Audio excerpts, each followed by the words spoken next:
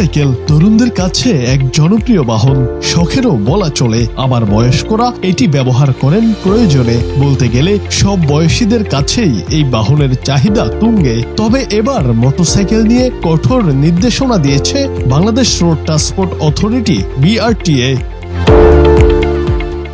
নতুন নির্দেশনায় সদর দপ্তরের অনুমোদন ছাড়া আমদানি করা মোটরসাইকেল রেজিস্ট্রেশন না করতে সব সার্কেল অফিসকে নির্দেশ দেওয়া হয়েছে। সম্প্রতি BRTA এর পরিচালক শীতাংশু শেখ বিশ্বাস স্বাক্ষরিত নির্দেশনায় এই কথা জানানো হয়।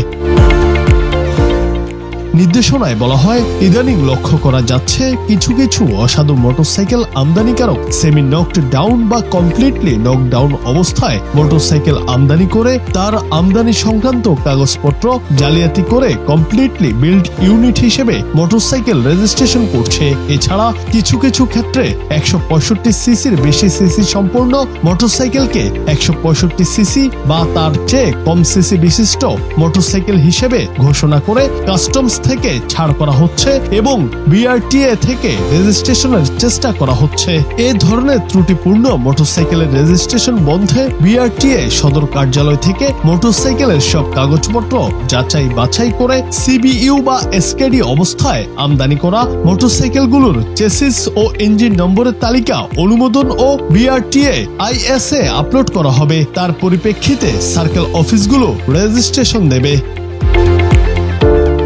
আগামী 31 জুলাইয়ের পর থেকে CBU SKD অবস্থায় আমদানি করা সব মোটরসাইকেলের চেসিস ও ইঞ্জিন নম্বরের তালিকা অনুমোদন ছাড়া মোটরসাইকেল রেজিস্ট্রেশন থেকে বিরত থাকার জন্য নির্দেশনা দেওয়া হয়েছে। এই বিষয়ে BRTA এর চেয়ারম্যানের অনুমোদন রয়েছে। এর ব্যত্যয় ঘটলে আইনানুগ ব্যবস্থা গ্রহণ করা হবে বলেও জানানো হয়েছে।